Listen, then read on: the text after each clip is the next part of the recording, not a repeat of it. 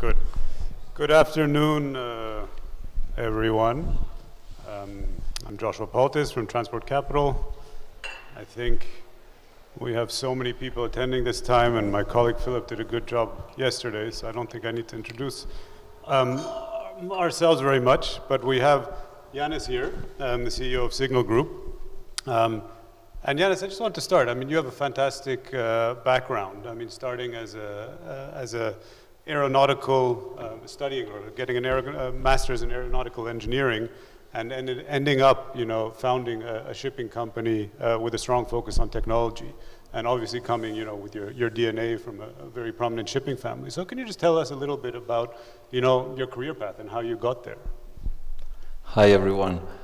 I guess when you're born in a Greek shipping company, it's a little bit like a mafia, you know. you can never escape it. And when I was growing up, I was spending a lot of time in shipyards instead of, let's say, going to summer schools. And I learned a lot about how you technically build a ship. When I was 15, I spent, let's say, a month in Korea in Samsung, and went through all the departments, learned a lot of the ins and outs of how you build a ship. And through that process, I got to fall in love with engineering more broadly. And so when it came time to go to university, I chose to study mechanical engineering. As I was progressing my studies, I fell in love with robotics. And at the time, robots were much more advanced in the aerospace area compared to the marine area. So I kind of deviated a little bit from the logical path, which would be to go to the marine engineering side. And I started working on autonomous helicopters.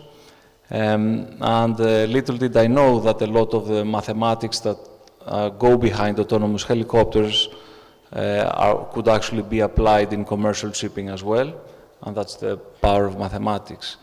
And then when I completed my studies, before I completely let's say, deviated from the shipping path, the Greek shipping mafia brought me back into the business of the family. And when I joined the company, I started working a lot on technical management projects, like Stamatis was saying earlier. In 2007, we started a series of 100 projects to start saving energy by doing various things to the ships and monitoring them. And through this series of projects, we ended up saving a lot of money. We had a big fleet, and I saw some results that made me even more hungry. And the next reasonable step was to try to improve the performance at the commercial level. And when the time came to work on that project, I was also at the stage where I was ready to start my own company, and graduated, let's say, from Thenamaris and started Signal with the purpose of being able to make more money from the assets that we were controlling. So the idea was, how can you use technology to make $1,000 per ship per day more, and how that can increase the profitability of an asset. Yes. Yeah, no, very interesting. So I guess the Signal business today, I mean, there's three main aspects. You have the ship management side, you have the software side, and then your venture capital activity, investing in other startups. So, how do you see those three businesses really, complementing each other? And why did you decide to structure the business in that way? Yeah. So I believe that introducing technology in shipping is extremely hard, and that's kind of my primary goal. But if you are just a software company, you have very little say into how the technology is going to be adopted in your clients, and the change management process can be really slow. So running our own shipping operation in parallel ensures that we, for example, if we were testing an algorithm and we want to see how well we track a ship, we can call the captain and ask the captain to steer the ship in the middle of the ocean and see how the algorithm reacts. That would be extremely difficult to do with a ship you don't control. So the shipping business helps both fund the technology business, but also help us develop more in depth all the tools that we use. Similarly, because shipping is so difficult to really satisfy with technology because it's such a complex domain, we need to collaborate with other companies as well that are solving other pieces of the puzzle. And the question is, how do you create a community of companies that can meaningfully introduce technology in shipping? And one of the best ways to form that community is to fund some of the companies, and if you do a good job, you can potentially also make some money through investing. So the three, let's say, pillars of how we've set up our ecosystem is helping a lot for us to get a very spherical view on how we can meaningfully introduce technology in shipping in a more substantial way. Fascinating, and I think that VC part is very topical, especially here in Singapore, and I want to touch on that. But first of all, yesterday, today, decarbonization is obviously a huge focus for all of us, and how do we get to zero by 2050? And so obviously there's a lot of talk around green fuels, and they're not there yet, and it's interesting comments yesterday about all the energy needed to create them, and so where do you see the role of software and technology further out, but especially software in doing something meaningful today, even when we don't? Or first of all, we have a huge fleet on the water that cannot just be swapped out tomorrow, and then the green fuels don't exist yet. So what are your views on the role of software to really help get us on the path to decarbonize? Software can definitely help us improve our situational awareness when it comes to what's really going on. And there are two schools of thought on how to monitor, let's say, the emissions from ships. One is to try to use the reported noon reports from the ships to do your calculation. The other is to have a model that you apply broadly to all the ships, and you're kind of able to compare apples to apples since you use the same methodology to compare the ships. I believe more in the second type of approach. And what we're seeing increasingly is many companies using our data to be able to monitor fleets. We recently had a very big oil trader that compared 7 vendors that provide such data, and they chose us because of the consistency in which we rate the ships compared to, let's say, the other approach of using noon reports to monitor. But this is still scratching the surface. Technology can play a role in helping also governments form a better approach to pricing emissions. And to be honest, I'm very cynical in the sense that if the governments don't decide what they want to do with the price of CO2, everything else is super delayed. So, the number one thing is we just need to know a price. This price will probably be going up for CO2, and that's fine, but we need to have a start, and it needs to be a global start. Yeah, no, fully agreed. We definitely need a price on carbon. So going back to the venture capital and the VC activity, Singapore is becoming somewhat of a hub for maritime startups, or at least that's the way we see it. We're quite active there. It's an interesting ecosystem, I think quite different from others, and you're seeing interesting phenomenons where a number of ship owners based in Singapore setting up their own VC arms. Interested, you're based in Athens, but you come often to Singapore. What are your views? You're an entrepreneur yourself. You also incubate startups. You also invest in startups. So, what are your views on Singapore as a maritime-focused startup hub? Independently of shipping, I had a really good experience with an investment I did in a Singapore company that developed the first autonomous car to give rides, albeit in a very confined geographical area. This happened back in 2017, if I remember correctly, and it was a really good investment, and the return was really good.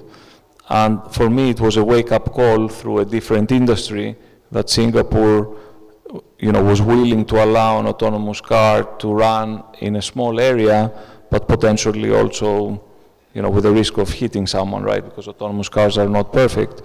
And, that kind of like is a testament, in my opinion, to the progressiveness of the government here to allow entrepreneurs to really, push the envelope. So when I look at Greece, I see a country that is kind of like the heavyweight country when it comes for the ownership of ships. But when I look at Singapore, I see the heavyweight in the progressiveness, let's say, and the readiness to adopt technology going forward. So, in my opinion, it's definitely the place to be if you want to do a serious venture in technology.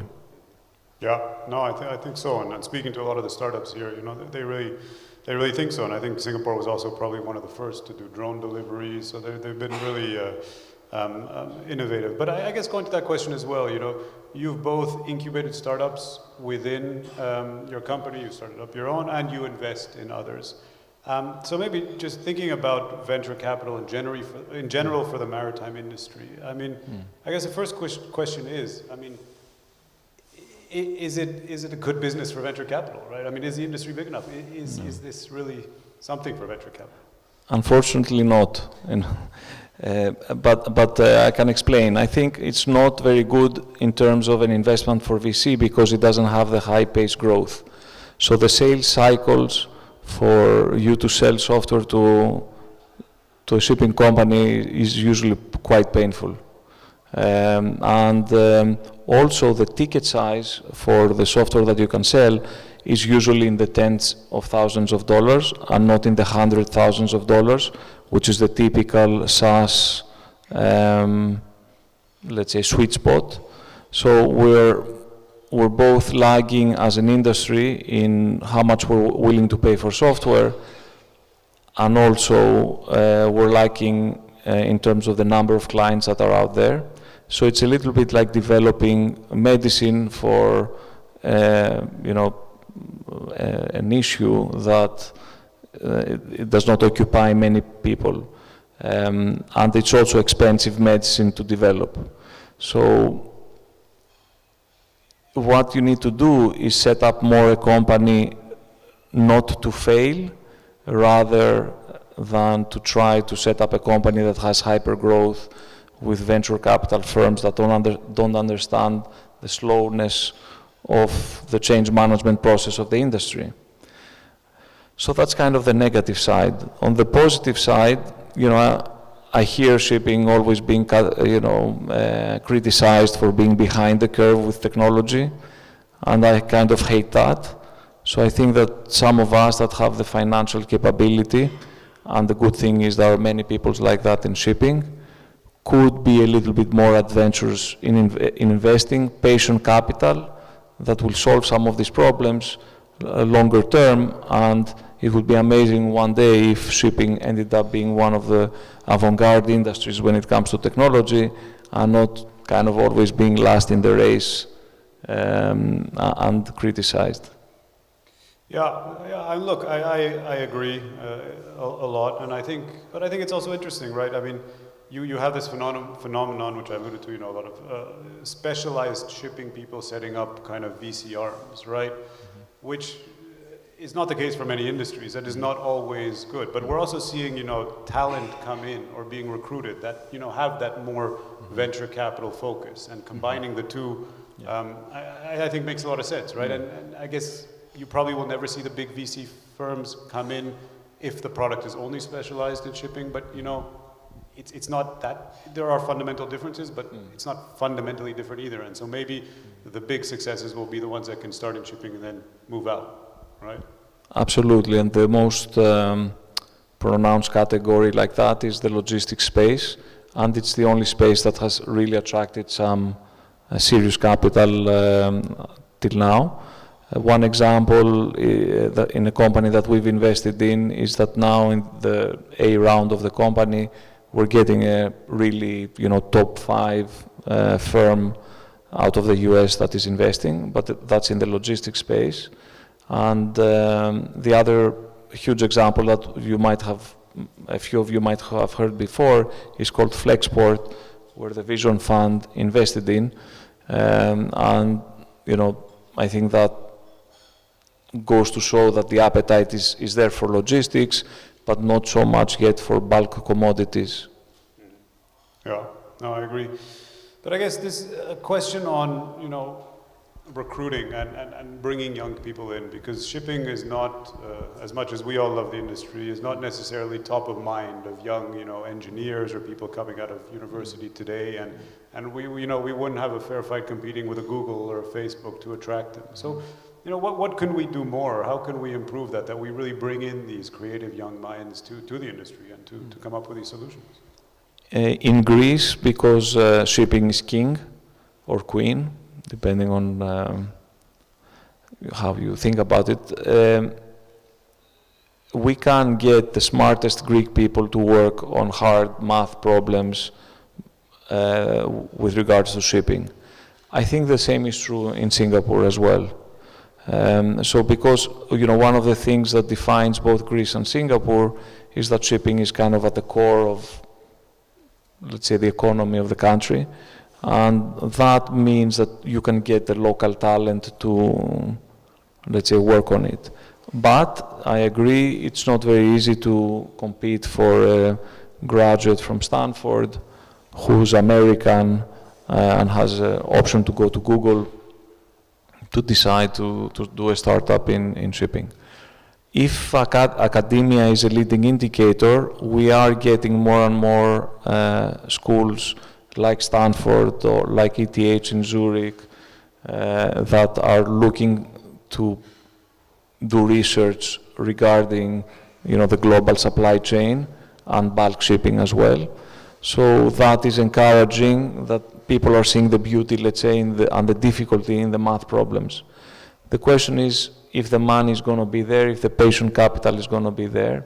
I think it all starts with money. If the money is there, eventually you can get people to come in. So given the fact that shipping is so capital intensive, if as ship owners we decide to be a bit more progressive, to make our life a little bit more interesting, I think we could kind of kickstart a bit things without necessarily having great financial returns initially. But some companies, and we've seen that over time, that have insisted and have built, 20-year companies that have existed for 20 years, have now raised money at pretty high valuations. One example is Vessel Nautical. They raised $200 million or so, I'm hearing recently, and that's, a number that starts to compare with the valuation of a full-blown shipping company. Yeah, interesting. And maybe apologies in advance to end on a big, hard question, but just thinking, on this discussion, if you take it up a level, not to the startups, but to the shipping companies themselves, right? A lot of times the big top-tier shipping companies have advantages, right? They have lower cost of capitals, they have big balance sheets, they can go out, especially for decarbonization, go out and order these ships. But, looking forward, right, you also have that, I can't remember the term, but, it's very hard to disrupt, the big companies to disrupt themselves and to change the way because they are so successful. So are, in a certain way, not smaller, more nimble, kind of more startup-like shipping companies at an advantage for the decarbonization and to, make the quite vast and radical changes we will need to make to get to zero? Or what do you think of that? I think that we're, in some ways, all swimming in the same swimming pool. So that if you're a bigger company, you have some advantages. If you're a smaller company, you have other advantages. And that's also part of the reason there has never been like a huge amount of consolidation in the industry. So, personally, I would say that there's not such a big difference. There are different categories of problems for one versus the other. But I wouldn't say that one has a clear advantage over the other. Okay. Maybe one last question. I mean, I think for every ship owner today, on their mind is, okay, what do we do? If we need to order a new ship, what to do? I mean, do you have any views on that, how to tackle that question?